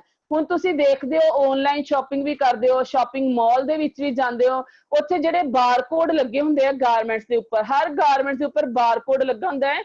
कुछ ते बार कोड तो ही जिहड़े रेट वगैरह सारे उहदे विच ही जिहड़े फिक्स कीते हुंदे आ।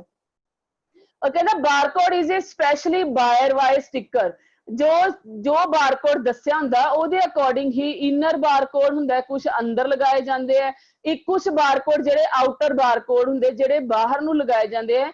दोनों तरह के जिहड़ी पिक्चर्स तुसीं देख रहे हो कि बार कोड किन्नी तरह के हुंदे हैं।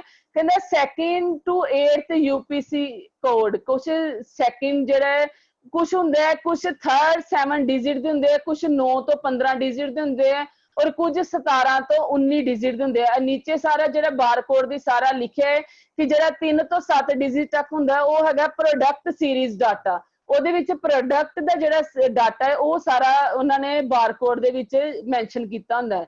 9 ਤੋਂ 15 ਦੇ ਵਿੱਚ ਹੈਗਾ ਪ੍ਰੋਡਕਟ यूपीसी ਕੋਡ, ਔਰ ਜਿਹੜਾ ਅੱਗੋਂ 17 ਤੋਂ 19 ਡਿਜਿਟ ਹੈਗਾ ਉਹ ਹੈਗਾ ਪੈਕ ਕੁਆਂਟੀਟੀ ਕਿ ਪੈਕ ਕੁਆਲਿਟੀ। ਇਹ ਸਾਰਾ ਬਾਰਕੋਡ ਦੇ ਵਿੱਚ ਜਿਹੜਾ ਨੀਚੇ ਸਾਰਾ ਜਿਹੜਾ ਡਿਸਪਲੇ ਕੀਤਾ ਹੋਇਆ ਕਿ ਕਿਸ ਤਰੀਕੇ ਦੇ ਨਾਲ ਜਿਹੜਾ ਬਾਰਕੋਡ ਜਿਹੜਾ ਉਹ ਮੈਂਸ਼ਨ ਕਰਦਾ ਹੈ ਪ੍ਰੋਡਕਟ ਦੀ ਕੁਆਲਿਟੀ ਨੂੰ और प्रोडक्ट दे जिहड़े आ कपड़े दी क्वालिटी नूं और ओदे जिहड़े कलर डाटा जो भी सारा बारकोड दे विच जिहड़ा ओह कीता जांदा है। अगे आ जांदा है साडे कोल असॉर्टमेंट। असॉर्टमेंट की हुंदा है? कहंदा कि असॉर्टमेंट हुंदे कि जिहड़े कपड़ियां दे विचों कुछ कलर और साइज दे वाइज छांटी करके जिहड़े अलग-अलग करना।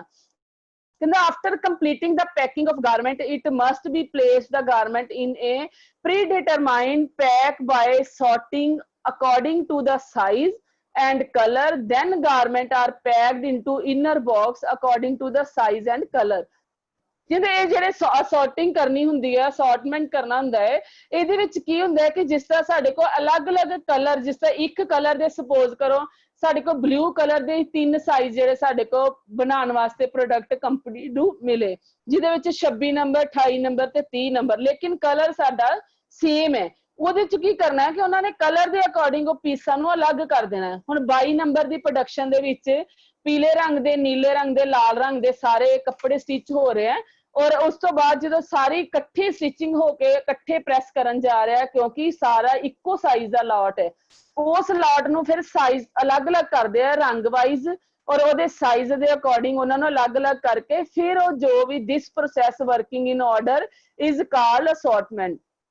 जो ऑर्डर के अकॉर्डिंग जिस प्रोडक्ट का जिस कंपनी ने जिस शॉप ने ऑर्डर किया हुंदा कि सानू किन्नी क्वांटिटी दे विच किन्नी मिकदार दे विच सानू केड़े साइज केड़े कलर दे केड़े नंबर दे सानू प्रोडक्ट चाहिए, ओहदे अकॉर्डिंग ही जिहड़े उन्हां दी असॉर्टमेंट करके जिहड़ी है ओह पैकिंग कीती जांदी है। इस तो बाद आ जांदा है मैटल चैक। मैटल चैक दे विच की कीता जांदा है कि देखिया जांदा है कि checking the metal type component into the garment or with it accessory like button, zipper, etc. is called metal check. Metal check च कुछ metal ਦੀਆਂ जिप्स ਲੱਗੀਆਂ ਹੁੰਦੀਆਂ, कुछ ਪੈਂਟਾਂ ਨੂੰ, ਸ਼ਰਟਸ ਨੂੰ ਜਾਂ ਜੈਕਟਸ ਨੂੰ, ਟੀ-ਸ਼ਰਟਸ ਨੂੰ, ਇਹ ਸਾਰਾ ਚੈੱਕ ਕੀਤੀ ਜਾਂਦੀ ਹੈ ਕਿ ਜਿਹੜੀ ਜਿਪ ਹੈ ਉਹ ਬਿਲਕੁਲ ਸਹੀ ਬੰਦ ਹੋ ਰਹੀ ਹੈ, ਜਿਹੜੇ ਬਟਨ ਹੈ, ਟਿਚ ਬਟਨ, ਕੁਝ ਮੈਟਲ ਦੇ ਬਟਨ ਹੁੰਦੇ ਆ, ਉਹ ਸਾਰੇ ਸਾਡੇ ਸਹੀ ਤਰੀਕੇ ਨਾਲ ਬੰਦ ਹੋ ਰਹੇ ਆ। ਇਹ ਸਾਰਾ ਕੁਝ ਜਿਹੜਾ ਹੈ ਉਹ ਮੈਟਲ ਚੈੱਕ ਕਰਕੇ ਜਿਹੜਾ ਚੈੱਕ ਕੀਤਾ ਜਾਂਦਾ ਹੈ। ਮੈਟਲ ਡਿਟੈਕਟਰ ਦੇ ਨਾਲ ਚੈੱਕ ਕੀਤੇ ਜਾਂਦੇ ਕਿ ਕੱਪੜੇ ਦੇ ਉੱਪਰ ਕੁਝ ਮੈਟਲ ਡਿੱਗਿਆ ਤਾਂ ਨਹੀਂ ਰਹਿ ਗਿਆ, ਕੋਈ ਸੂਈ ਤਾਂ ਨਹੀਂ ਰਹਿ ਗਈ। ਔਰ ਮੈਟਲ ਉਸ ਤਰ੍ਹਾਂ ਚੈੱਕ ਕੀਤੇ ਜਾਂਦੇ ਕਿ ਇਹਨਾਂ ਦੀ ਜਿਹੜੀ ਹੈ ਸ਼ੇਪ ਹੈ, ਬਟਨ ਸਹੀ ਤਰੀਕੇ ਨਾਲ, ਟਿਚ ਬਟਨ ਜਿਹੜੇ ਬੰਦ ਹੋ ਰਹੇ ਆ, ਜਿੱਪਾਂ ਸਹੀ ਹੈ, ਇਹ ਸਾਰਾ ਕੁਝ ਜਿਹੜਾ ਉਹ ਚੈੱਕ ਕੀਤਾ ਜਾਂਦਾ ਹੈ ਮੈਟਲ ਚੈੱਕ ਦੇ ਵਿੱਚ। ਅੱਗੇ ਆ ਜਾਂਦਾ ਹੈ ਸਾਡੇ ਕੋਲ ਸਪੌਟ ਰਿਮੂਵਿੰਗ। ਸਪੌਟ ਰਿਮੂਵਿੰਗ ਦਾ ਮਤਲਬ ਕਿ ਇੱਕ ਕੋਈ ਛੋਟਾ ਜਿਹਾ ਦਾਗ ਰਹਿ ਜਾਂਦਾ ਹੈ ਕੱਪੜੇ ਦੇ ਉੱਪਰ ਲੱਗਾ ਹੋਇਆ, ਜਿਸ ਤਰ੍ਹਾਂ ਉਹ ਜਿਸ ਕੈਮੀਕਲ ਦੇ ਨਾਲ ਰਿਮੂਵ ਕੀਤਾ ਜਾਂਦਾ ਹੈ ਉਹ ਸੈਕਸ਼ਨ ਦੇ ਵਿੱਚ spot removing is one of the special inspection which are done after initial quality check। ਕਹਿੰਦੇ ਕਿ ਜਿਹੜੇ ਇਨੀਸ਼ੀਅਲ ਕੁਆਲਿਟੀ ਚੈੱਕ ਹੁੰਦੀ, ਜਦੋਂ ਪੂਰੀ ਫਾਈਨਲ ਕੁਆਲਿਟੀ ਚੈੱਕ ਹੋਣ ਤੋਂ ਪਹਿਲੇ ਜੇ ਕਿਤੇ ਸਪੋਜ਼ ਕਰੋ ਕਿ ਮਸ਼ੀਨ ਦੇ ਵਿੱਚੋਂ ਤੇਲ ਦਾ ਕੋਈ ਸਪੌਟ ਗਿਰ ਗਿਆ ਕੱਪੜੇ ਦੇ ਉੱਪਰ, ਕੋਈ ਬੂੰਦ ਗਿਰ ਗਈ ਹੈ, ਉਹ ਤਾਂ ਜਿਹੜਾ ਥੋੜਾ ਜਿਹਾ ਕੱਪੜੇ ਦੇ ਉੱਪਰ ਫੈਲ ਜਾਂਦਾ ਹੈ, ਉਹਦੇ ਤੇ ਹਲਕਾ ਜਿਹਾ ਸਪੌਟ ਰਹਿ ਜਾਂਦਾ ਹੈ, ਜਾਂ ਫਿਰ ਕੁਝ ਮਾਰਕਿੰਗ ਜਿਹੜੇ ਜਦੋਂ ਅਸੀਂ ਕਰਦੇ ਆ ਉਹ ਨਿਸ਼ਾਨ ਲੱਗੇ ਰਹਿ ਜਾਂਦੇ ਆ। ਉਹ ਸਾਰੇ ਜਿਹੜੇ ਦਾਗ ਦੂਰ ਕਰਨ ਵਾਸਤੇ ਤੁਸੀਂ ਪਿਕਚਰ ਦੇ ਵਿੱਚ ਦੇਖ ਰਹੇ ਇੱਕ ਕੈਮੀਕਲ ਦੀ ਵਾਲੀ ਬੋਟਲ ਹੈ, ਉਹਦੇ ਨਾਲ ਉਨੀ ਜਗ੍ਹਾ ਤੋਂ ਜਿਹੜਾ ਸਪੌਟ ਹੈ ਰਿਮੂਵ ਕੀਤਾ ਜਾਂਦਾ, ਉਹਦਾ ਦਾਗ ਜਿਹੜਾ ਖਤਮ ਕੀਤਾ ਜਾਂਦਾ ਹੈ। ਕਈ ਵਾਰੀ ਕੁਝ ਵਾਸ਼ਿੰਗ ਕਰਨ ਦੇ ਦੌਰਾਨ ਵੀ ਕੁਝ ਜਿਹੜੇ ਸਪੌਟ ਜਿਹੜੇ ਦਾਗ ਆ ਕੁਝ ਲੱਗੇ ਰਹਿ ਜਾਂਦੇ, ਕੁਝ ਧੱਬੇ ਲੱਗੇ ਰਹਿ ਜਾਂਦੇ, ਉਸ ਨੂੰ ਫਿਰ ਜਿਹੜੇ ਕੈਮੀਕਲ ਦੇ ਨਾਲ ਜਿਹੜਾ ਰਿਮੂਵ ਕੀਤਾ ਜਾਂਦਾ ਹੈ। ਇਸ ਤੋਂ ਬਾਅਦ ਆ ਜਾਂਦਾ ਫਾਈਨਲ ਇੰਸਪੈਕਸ਼ਨ ਪੈਰਾਮੀਟਰ ਕੀ ਹੈ। ਕਹਿੰਦਾ ਫਾਈਨਲ ਇੰਸਪੈਕਸ਼ਨ ਪੈਰਾਮੀਟਰ ਦੇ ਵਿੱਚ ਕੀ ਕੀ ਹੁੰਦਾ ਹੈ। ਯੂਜ਼ਲੀ ਫੋਲੋਇੰਗ ਡਿਫੈਕਟ ਔਰ ਅਬਜ਼ਰਵਡ ਇਨ ਫਿਨਿਸ਼ਿੰਗ ਸੈਕਸ਼ਨ। ਕੁਝ ਜਿਹੜੇ ਡਿਫੈਕਟ ਹੁੰਦੇ ਆ ਉਸ ਨੂੰ ਦੇਖਿਆ ਜਾਂਦਾ ਹੈ, ਦੂਰ ਕੀਤਾ ਜਾਂਦਾ ਹੈ। ਫਿਨਿਸ਼ਿੰਗ ਸੈਕਸ਼ਨ ਦੇ ਵਿੱਚ ਅਬਜ਼ਰਵ ਕਰਨ ਤੋਂ ਬਾਅਦ ਕਹਿੰਦੇ ਦੇਖਿਆ ਜਾਂਦਾ ਕਿ ਕੀ ਜਿਹੜੇ ਉਹਦੇ ਜਿਹੜੇ ਇੰਸਪੈਕਸ਼ਨ ਦੇ ਪੈਰਾਮੀਟਰ ਹੈ। ਕਹਿੰਦਾ ਬ੍ਰਾਂਡ ਕੇਅਰ ਔਰ ਸਾਈਜ਼ ਲੇਬਲਿੰਗ ਮਿਸਿੰਗ, ਇਹ ਸਾਰਾ ਚੈੱਕ ਕੀਤਾ ਜਾਂਦਾ ਕਿ ਬ੍ਰਾਂਡ ਜਿਹੜਾ ਲੱਗਾ ਹੈ ਉਹ ਸਹੀ ਲੱਗਾ ਹੈ, ਕਿਹੜੇ ਬ੍ਰਾਂਡ ਦਾ ਹੈ। ਸਪੋਜ਼ ਕਰੋ ਕਿ ਐਡੀਡਾਸ ਬ੍ਰਾਂਡ ਹੈ, ਡਿਊਕ ਦਾ ਬ੍ਰਾਂਡ ਹੈ ਜਾਂ ਕੋਈ ਹੋਰ ਬ੍ਰਾਂਡ ਹੈ, ਤੇ ਉਹ ਬ੍ਰਾਂਡ ਚੇਂਜ ਤੇ ਨਹੀਂ ਹੋ ਗਿਆ, ਜੋ ਬ੍ਰਾਂਡ ਕੰਪਨੀ ਦਾ ਉਹੀ ਬ੍ਰਾਂਡ ਲੱਗਾ ਹੈ, ਉਹਦਾ ਸਾਈਜ਼ ਸਹੀ ਲੱਗਾ ਹੈ, ਲੇਬਲ ਮਿਸਿੰਗ ਤੇ ਨਹੀਂ ਹੈ। ਸ਼ੇਡਿੰਗ ਚੈੱਕ ਕੀਤੀ ਜਾਂਦੀ ਹੈ ਕਿ ਕੱਪੜੇ ਦੀ ਜੋ ਸ਼ੇਡ ਮੰਗੀ ਸੀ ਉਹੀ ਸ਼ੇਡ ਬਣੀ ਹੈ, ਜਾਂ ਜੋ ਸ਼ੇਡ ਦੇ ਕੱਪੜੇ ਮੰਗੇ ਬਣਾਏ ਉਹੀ ਪੈਕ ਹੋਏ ਆ। ਰੋਂਗ ਕਲਰ, ਗਲਤ ਕਲਰ ਚੈੱਕ ਕੀਤਾ ਜਾਂਦਾ ਹੈ। ਹੋਲ ਇਨ ਫੈਬਰਿਕ ਡੈਮੇਜ, ਕੁਝ ਕੱਪੜੇ ਦੇ ਉੱਪਰ ਕੋਈ ਸ਼ੇਕ ਤੇ ਨਹੀਂ ਹੋ ਗਿਆ, ਕੋਈ ਮੋਰੀ ਤੇ ਨਹੀਂ ਹੋ ਗਈ, ਕੋਈ ਹੋਲ ਤੇ ਨਹੀਂ ਪੈ ਗਿਆ, ਉਹ ਡੈਮੇਜ ਤੇ ਨਹੀਂ ਹੋ ਗਿਆ ਉਹਦੇ ਨਾਲ ਕੱਪੜਾ, ਉਹ ਦੇਖਿਆ ਜਾਂਦਾ ਹੈ। ਕਨਸਪੀਸ਼ੀਅਸ ਰਿਪੇਅਰ, ਜਿਹੜੀ ਕੋਈ ਰਿਪੇਅਰ ਕਰਨ ਵਾਲੀ ਹੈ। ਪੂਅਰ ਕੰਸਟਰਕਸ਼ਨ, ਕੁਝ ਸਹੀ ਤਰੀਕੇ ਨਾਲ ਕੱਪੜਾ ਸਟਿਚ ਨਾ ਹੋਇਆ ਹੋਵੇ ਉਹ ਦੇਖਿਆ ਜਾਂਦਾ ਹੈ। ਕਨਸਪੀਸ਼ੀਅਸ ਸੋਲੇਜ ਇਨਸਾਈਡ ਔਰ ਆਊਟਸਾਈਡ, ਅੰਦਰੀਆਂ ਔਰ ਬਾਹਰ ਦੀਆਂ ਜਿਹੜੀਆਂ ਸਿਲਾਈਆਂ ਸਾਰਾ ਕੁਝ ਦੇਖਿਆ ਜਾਂਦਾ, ਅੰਦਰ ਉਲਟੀ ਸਾਈਡ ਤੋਂ ਵੀ ਔਰ ਬਾਹਰਲੀ ਸਾਈਡ ਤੋਂ ਵੀ ਜਿਹੜਾ ਉਹਨੂੰ ਹਰ ਤਰੀਕੇ ਨਾਲ ਚੈੱਕ ਕੀਤਾ ਜਾਂਦਾ ਹੈ। ਕਹਿੰਦਾ conspicuous abrasion marks from with wash process, ਕੁਛ ਕਹਿੰਦਾ ਵਾਸ਼ ਪ੍ਰੋਸੈਸ ਦੇ ਦੌਰਾਨ ਕੋਈ ਚੀਜ਼, ਕੋਈ ਦਾਗ, ਕੋਈ ਨਿਸ਼ਾਨੀ ਲੱਗੀ ਤੇ ਨਹੀਂ ਰਹਿ ਗਈ। ਹਾਈ ਲੋ ਪਾਕਟਸ, ਕੋਈ ਪਾਕਟਸ ਜਿੱਦਾਂ ਕੁਝ ਸ਼ਰਟਸ ਹੁੰਦੀਆਂ ਜਿਨ੍ਹਾਂ ਨੂੰ ਦੋਨੋਂ ਸਾਈਡ ਤੇ ਪਾਕਟ ਲੱਗੀਆਂ ਹੁੰਦੀਆਂ, ਉਹ ਕੋਈ ਪਾਕਟ ਦਾ ਸਾਈਜ਼ ਉੱਚਾ ਨੀਵਾਂ ਤੇ ਨਹੀਂ ਲੱਗਾ ਰਹਿ ਗਿਆ ਕਿ ਲੈਫਟ ਸਾਈਡ ਵਾਲੀ ਪਾਕਟ ਉੱਚੀ ਹੈ, ਰਾਈਟ ਸਾਈਡ ਵਾਲੀ ਨੀਵੀਂ ਹੈ, ਮਤਲਬ ਦੋਨਾਂ ਦੀ ਜਿਹੜੀ ਸਾਈਜ਼ਿੰਗ ਉਹ ਸੇਮ ਹੈ, ਇੱਕੋ ਜਗ੍ਹਾ ਦੇ ਉੱਤੇ ਲੱਗੀਆਂ ਹੈ। ਬਟਨ ਜਾਂ ਸਨੈਪ ਡਿਫੈਕਟ, ਕੋਈ ਟਿਚ ਬਟਨ ਦੇ ਜਿਹੜੇ ਆਪਸ ਵਿੱਚ ਜਿਹੜੇ ਮਿਲਦੇ ਨਾ ਹੋਣ ਉਹ ਜਿਹੜੇ defect, button hole, ravelling incomplete, not cut properly, misalign. ਕਹਿੰਦੇ ਕਿ ਜਿਹੜੇ ਬਟਨ ਹੋਲ ਹੈ ਕਾਜ ਕੀਤੇ ਹੁੰਦੇ ਸ਼ਰਟ ਨਾਲ ਉਹ ਪ੍ਰੋਪਰ ਹੋਏ ਹੈ, ਉਹਨਾਂ ਦੀ ਜਿਹੜੇ ਸ਼ੇਕ ਉਹ ਸਹੀ ਹੈ, ਉਹ ਕੱਟ ਪ੍ਰੋਪਰ ਹੋਇਆ ਹੈ, ਪ੍ਰੋਪਰ ਉੱਪਰੋਂ ਸਿਲਾਈਆਂ ਹੋਈਆਂ ਹੈ, ਵਧੀਆ ਤਰੀਕੇ ਨਾਲ ਬਟਨ ਹੋਲ ਕੀਤਾ ਗਿਆ, ਉਹਦੇ ਚ ਕੋਈ ਅਲਾਈਨਮੈਂਟ ਤੇ ਨਹੀਂ ਹੈ, ਉੱਚਾ ਨੀਵਾਂ ਤੇ ਨਹੀਂ ਕਿ ਬਟਨ ਕਿਤੇ ਕਾਜ ਕੀਤੇ ਹੈ। ਇਹ ਸਾਰੀਆਂ ਚੀਜ਼ਾਂ ਜਿਹੜੀਆਂ ਚੈੱਕ ਕੀਤੀਆਂ ਜਾਂਦੀਆਂ। ਸਾਈਜ਼ਿੰਗ ਪ੍ਰੋਬਲਮ, ਸਾਈਜ਼ ਚੈੱਕ ਕੀਤਾ ਜਾਂਦਾ ਹੈ। ਪੂਰਲੀ ਟ੍ਰਿਮਡ ਗਾਰਮੈਂਟ ਥ੍ਰੈਡ, ਕਿ ਜਿਹੜੇ ਧਾਗੇ ਕੱਪੜੇ ਦੇ ਲਟਕਦੇ ਤੇ ਨਹੀਂ, ਨਾਲ ਹੀ ਤੇ ਨਹੀਂ ਲਟਕਦੇ ਪਏ, ਸਹੀ ਤਰ੍ਹਾਂ ਉਹਨਾਂ ਦੀ ਕਟਿੰਗ ਹੋ ਗਈ ਹੈ। ਬ੍ਰੋਕਨ ਸਟਿਚ, ਧਾਗਾ ਟਾਪ ਤੇ ਨਹੀਂ ਕੀਤਾ, ਕਿਤੋਂ ਟੁੱਟਾ ਤੇ ਨਹੀਂ, ਸਿਲਾਈ ਪ੍ਰੋਪਰ ਹੈ। ਸਕਿਪਡ ਸਟਿਚ, ਟਾਪ ਤੇ ਨਹੀਂ ਹੋਇਆ। ਓਪਨ ਸੀਮ, ਕਿਤੋਂ ਸਿਲਾਈ ਖੁੱਲੀ ਤੇ ਨਹੀਂ ਰਹਿ ਗਈ ਕਿ ਸਿਲਾਈ ਵੱਜੀ ਆ ਲੇਕਿਨ ਕੱਪੜਾ ਪੂਰੀ ਤਰ੍ਹਾਂ ਅਟੈਚ ਨਹੀਂ ਹੋਇਆ।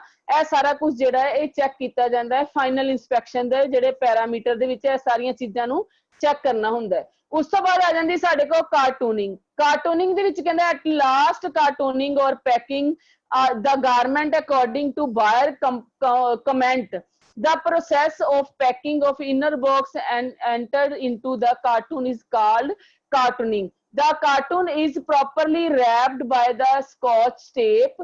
ਕਹਿੰਦੇ ਜਿਹੜੇ ਕਾਰਟੂਨ ਨੂੰ ਪੈਕ ਕਰਨਾ ਹੈ ਉਹ ਜੋ ਬਾਇਰ ਦੇ ਕਮੈਂਟ ਹੈ ਜੋ ਉਸਨੇ ਕਿਹਾ ਹੈ ਉਹਦੇ ਅਕੋਰਡਿੰਗ ਹੀ ਅਸੀਂ ਪੈਕਿੰਗ ਕਰਨੀ ਹੈ।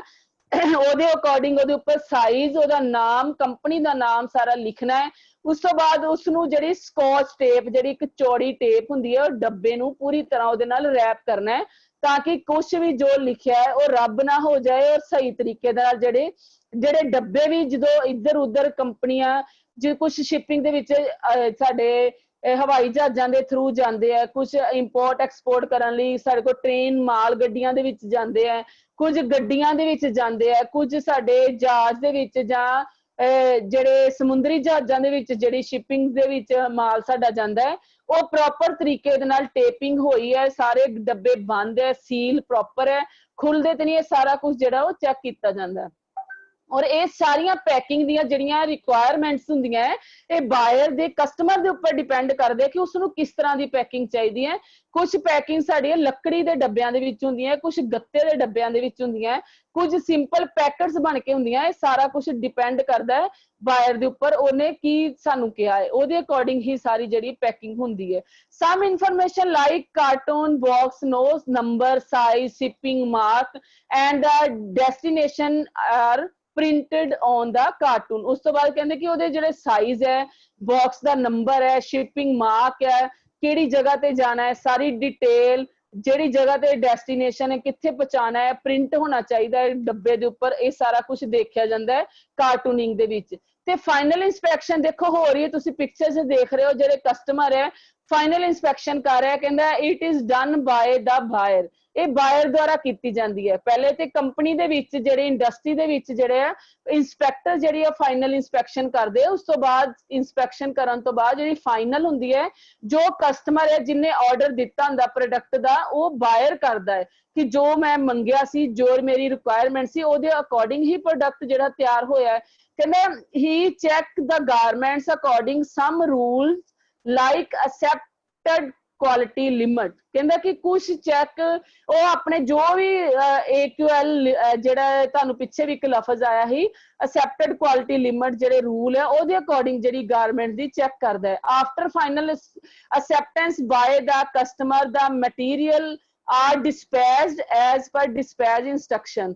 ਕਹਿੰਦਾ ਕਿ ਫਾਈਨਲ ਇੰਸਪੈਕਸ਼ਨ ਜਿਹੜੀ ਆ ਉਹਦੀ ਅਸੈਪਟ ਹੋ ਜਾਂਦੀ ਜਦੋਂ ਪੂਰਾ ਓਕੇ ਹੋ ਜਾਂਦਾ ਸਾਰਾ ਕੁਝ, ਉਸ ਤੋਂ ਬਾਅਦ ਹੀ ਜਿਹੜਾ ਹੈ ਮਟੀਰੀਅਲ ਨੂੰ ਡਿਸਪੈਚ ਕੀਤਾ ਜਾਂਦਾ ਹੈ। ਉਹ ਵੀ ਕਾਹਦੇ ਨਾਲ, ਡਿਸਪੈਚ ਦੀਆਂ ਜਿਹੜੀਆਂ ਇੰਸਟਰਕਸ਼ਨਸ ਹੁੰਦੀਆਂ, ਜੋ ਡਿਸਪੈਚ ਕਰਨ ਦੀਆਂ ਜਿਹੜੀਆਂ ਵਿਧੀਆਂ ਉਹਦੇ ਨਾਲ ਹੀ ਜਿਹੜਾ ਹੈ ਮਾਲ ਡਿਸਪੈਚ ਕੀਤਾ ਜਾਂਦਾ ਹੈ। ਇਸ ਤੋਂ ਬਾਅਦ ਆ ਜਾਂਦਾ ਹੈ ਸਾਡੇ ਕੋਲ ਮਾਸ ਪ੍ਰੋਡਕਸ਼ਨ, ਜਿਹੜੀ ਅਸੀਂ ਸ਼ੁਰੂ ਤੋਂ ਲੈ ਕੇ 3 ਭਾਗਾਂ ਦੇ ਵਿੱਚ ਅਸੀਂ ਸਾਰਾ ਟੌਪਿਕ ਨੂੰ ਕਵਰ ਕੀਤਾ। ਇਹਦੇ ਕੀ ਫਾਇਦੇ ਅਸੀਂ ਦੇਖੇ ਕਿ ਮਾਸ ਪ੍ਰੋਡਕਸ਼ਨ ਦੀ ਵੱਡੇ ਪੈਮਾਨੇ ਦੇ ਉੱਪਰ ਜਿਹੜਾ ਉਦਯੋਗ ਕਰਨਾ ਹੁੰਦਾ ਹੈ ਤੇ ਵੱਡੇ ਪੈਮਾਨੇ ਤੇ ਜਦੋਂ ਅਸੀਂ ਉਦਯੋਗ ਕਰਦੇ ਹਾਂ ਉਹਦੇ ਫਾਇਦੇ ਹੈ ਕਿ ਸਾਡੇ ਕੋਲ ਜ਼ਿਆਦਾ ਪ੍ਰੋਡਕਸ਼ਨ ਹੁੰਦੀ ਹੈ, ਜ਼ਿਆਦਾ ਮਾਲ ਸੇਲ ਹੁੰਦਾ ਹੈ, ਜ਼ਿਆਦਾ ਆਰਡਰ ਆਉਂਦੇ ਨੇ ਔਰ ਜ਼ਿਆਦਾ ਇਨਕਮ ਹੁੰਦੀ ਹੈ। ਔਰ ਉਸ ਤੋਂ ਬਾਅਦ ਕਹਿੰਦੇ ਇਹਦੇ ਡਿਸਐਡਵਾਂਟੇਜ ਵੀ ਕੁਝ ਹੈਗੇ ਆ, ਜਿਹੜੀ ਚੀਜ਼ ਦੇ ਕੁਝ ਫਾਇਦੇ ਉਹਦੇ ਨੁਕਸਾਨ ਵੀ ਨਾਲ ਹੀ ਹੈ। ਕਹਿੰਦੇ ਡਿਸਐਡਵਾਂਟੇਜ ਆਫ ਮਾਸ ਪ੍ਰੋਡਕਸ਼ਨ ਦੇ ਕੀ ਹੈ, ਕਹਿੰਦੇ ਕਿ ਜਿਵੇਂ ਕਿ ਅਸੀਂ ਪਿਛਲੇ ਜਿਹੜੇ ਭਾਗਾਂ ਦੇ ਵਿੱਚ ਅਸੀਂ ਵੇਖਿਆ the resource required for mass production involve the higher initial project cost, less quantity is not viable। ਕਹਿੰਦੇ ਕਿ ਜਿਵੇਂ ਅਸੀਂ ਪਿੱਛੇ ਪੜ੍ਹਿਆ ਹੈ ਕਿ ਮਾਸ ਪ੍ਰੋਡਕਸ਼ਨ ਜਿਹੜੀ ਹੈ ਉਹ ਜ਼ਿਆਦਾ ਪ੍ਰੋਡਕਸ਼ਨ ਦਾ ਜਿਹੜਾ ਸਾਨੂੰ ਉਹਦੇ ਨਾਲ ਬੈਨੀਫਿਟ ਹੁੰਦਾ ਹੈ ਤੇ ਘੱਟ ਕੀਮਤ ਤੇ ਵੱਧ ਉਤਪਾਦਨ ਹੁੰਦਾ ਹੈ ਤੇ ਵਧੀਆ ਕੁਆਲਿਟੀ, ਉਸਦੇ ਐਡਵਾਂਟੇਜ ਬਾਰੇ ਸਾਰਾ ਕੁਝ ਅਸੀਂ ਪੜ੍ਹ ਲਿਆ।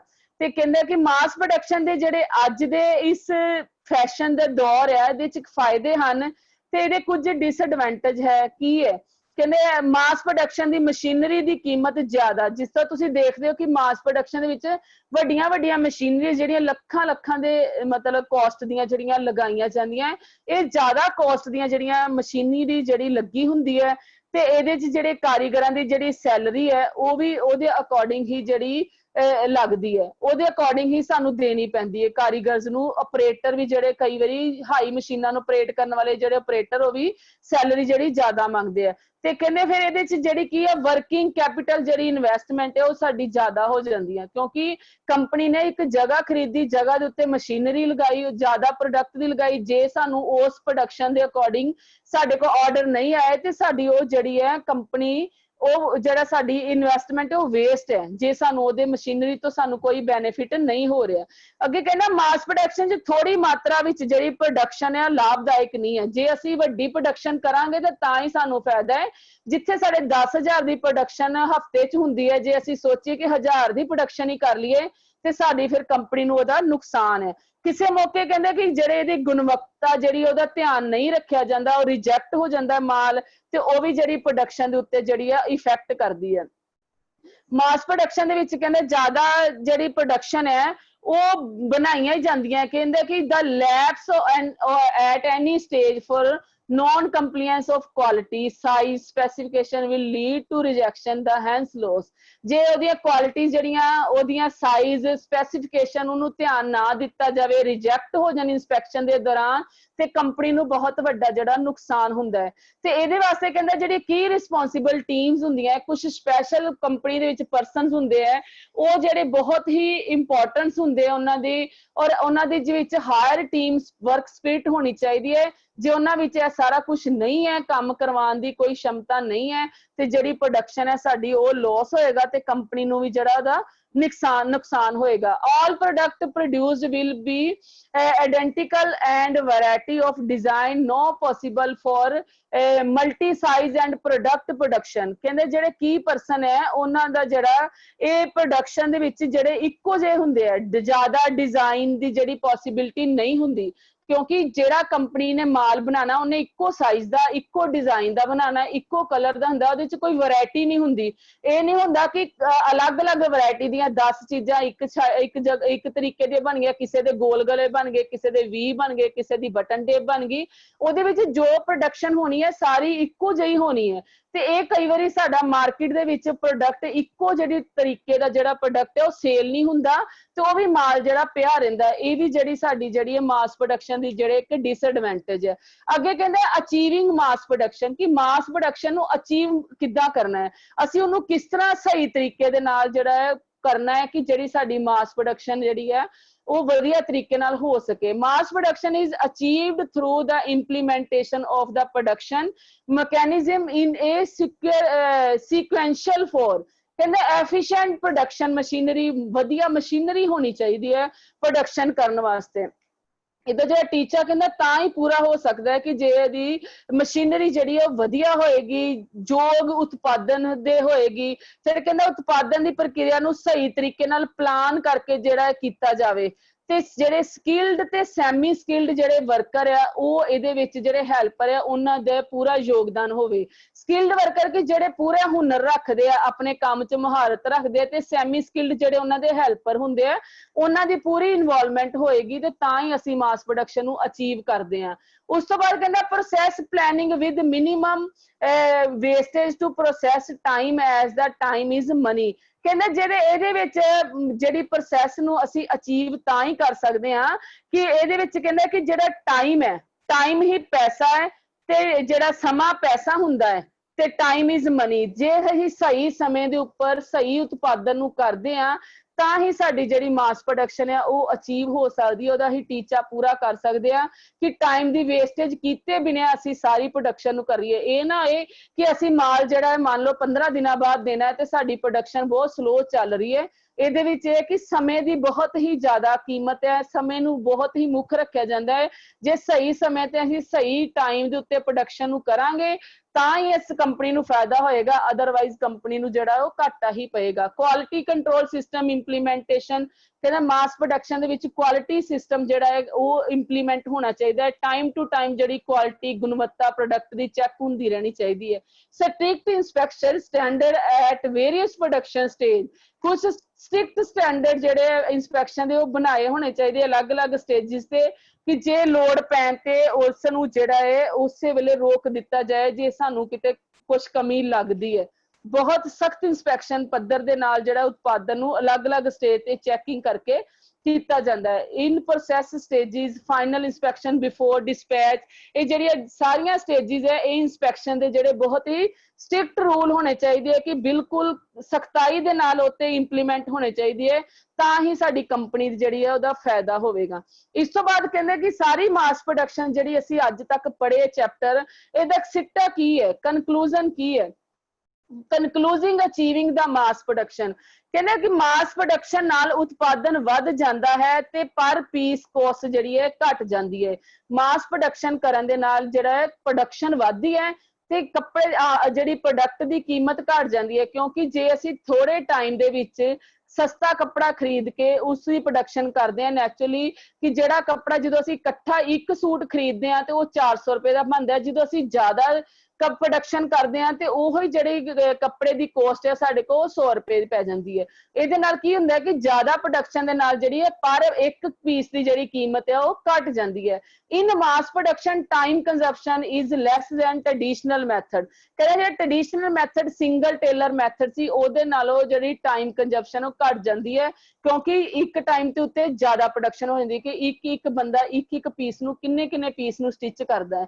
ਤੇ ਆ ਕਹਿੰਦਾ ਅੱਗੇ ਆਦਮੀਆਂ ਦੀ ਜਿਹੜੀ ਵੱਲੋਂ ਗਲਤੀਆਂ ਦੀ ਜਿਹੜੀ ਚਾਂਸ ਆ ਉਹ ਵੀ ਘਟ ਜਾਂਦੇ ਆ, ਇਸ ਨਾਲ ਵੇਸਟੇਜ ਘੱਟ ਹੁੰਦੀ ਹੈ ਤੇ ਵੇਸਟੇਜ ਘੱਟ ਹੋਣ ਦੇ ਨਾਲ ਜਿਹੜੀ ਬੱਚਤ ਵੱਧ ਜਾਂਦੀ ਹੈ। Minimum wastage is big saving, ਜਦੋਂ ਵੇਸਟੇਜ ਘੱਟ ਹੋਏਗੀ ਤੇ ਸਮਝੋ ਸਾਡੀ ਜਿਹੜੀ ਸੇਵਿੰਗ ਹੈ ਉਹ ਵੱਧ ਜਾਏਗੀ।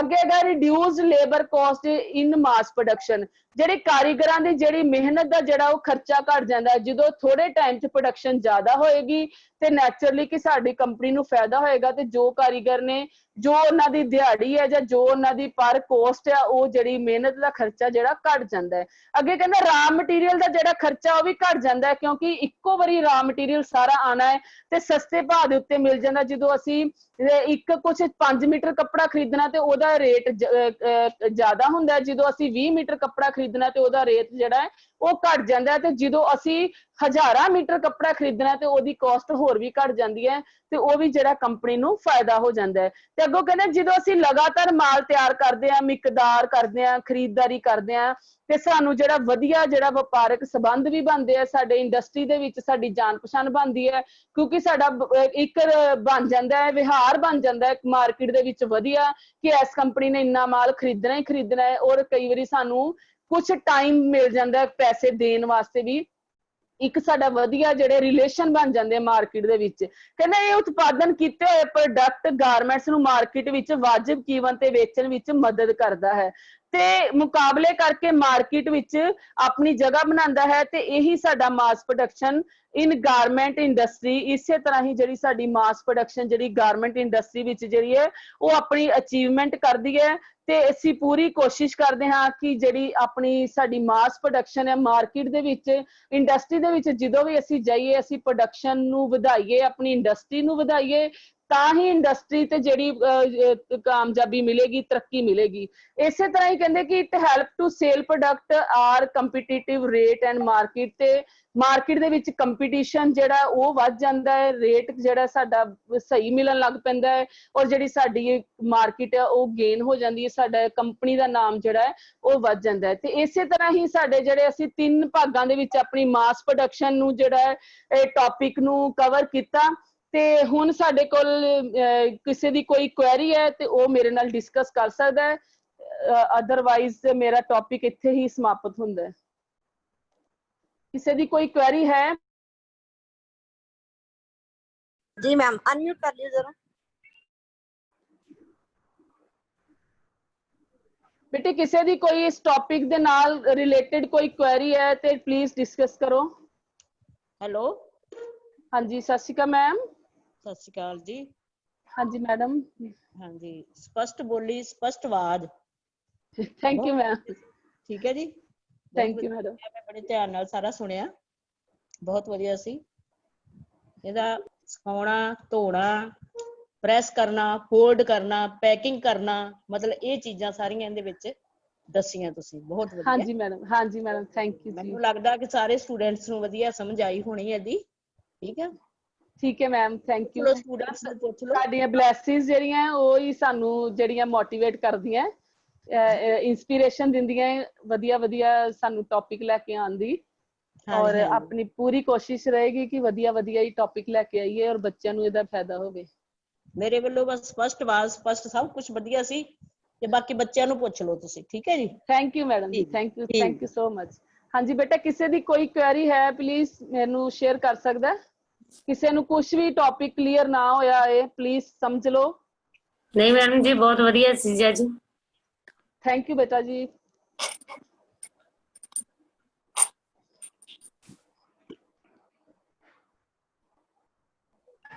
जी मैम, ठीक है जी। ਹਾਂਜੀ ਹਾਂਜੀ, ਤੇ ਅੱਜ ਦੇ ਮੇਰੇ ਇਸ ਮਾਸ ਪ੍ਰੋਡਕਸ਼ਨ ਪਾਰਟ 3 ਦੇ ਵਿੱਚ ਮੈਂ ਸਾਰੇ ਜਿੰਨੇ ਵੀ ਮੇਰੇ ਸਰੋਤਾ ਹੈ ਔਰ ਮੇਰੇ ਨਾਲ ਆਈਟੋਟ ਦੇ ਆਫੀਸਰ ਸਹਿਬਾਨ ਔਰ ਮੇਰੇ ਉੱਚ ਅਧਿਕਾਰੀ, ਮੇਰੇ ਨਾਲ ਸਾਥੀ ਇੰਸਟ੍ਰਕਟਰ ਸਹਿਬਾਨ ਤੇ ਮੇਰੇ ਸਿੱਖਿਆਰਥੀਆਂ ਦਾ ਬਹੁਤ ਬਹੁਤ ਹੀ ਧੰਨਵਾਦ।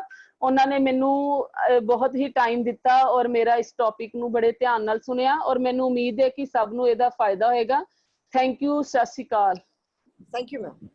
Thank you ma'am, thank you. Thank you ma'am, such